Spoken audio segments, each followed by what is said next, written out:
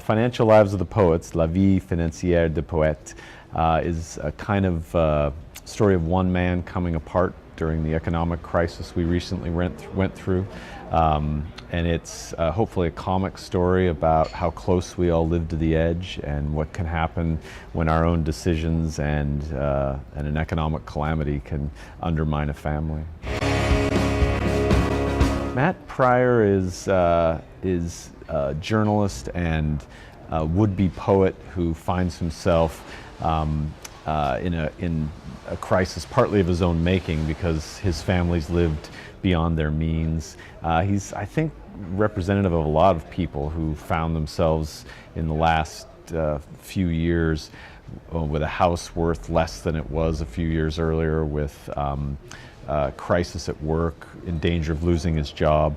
Matt is also someone whose family life is fraying too. He's a person who's found himself within days of losing everything that he values.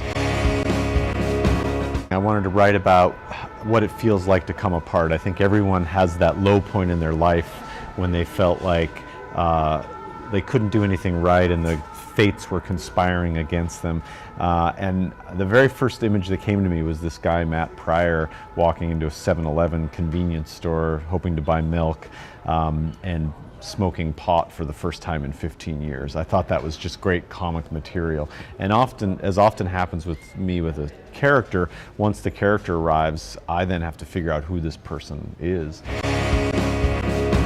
I started realizing that Matt was someone whose job was in danger, that the economy started collapsing around all of us, and it felt to me like this rare opportunity. I think the novelist often sort of comes across the scene of the accident after the fact and has to describe what happens. And I had this vision that I was just sticking my head out the window and describing the car as it went off the road. And so it was a real chance to write a novel almost in real time. As the economy was falling apart, I was writing about a character who was undergoing that very thing.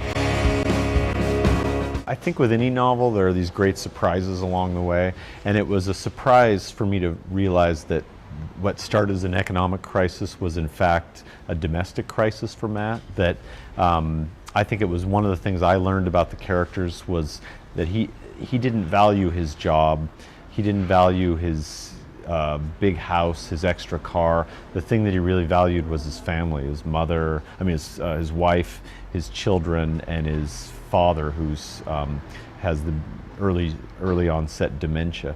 And so I think it was, for Matt and for me, it was the lesson of what's really important in life.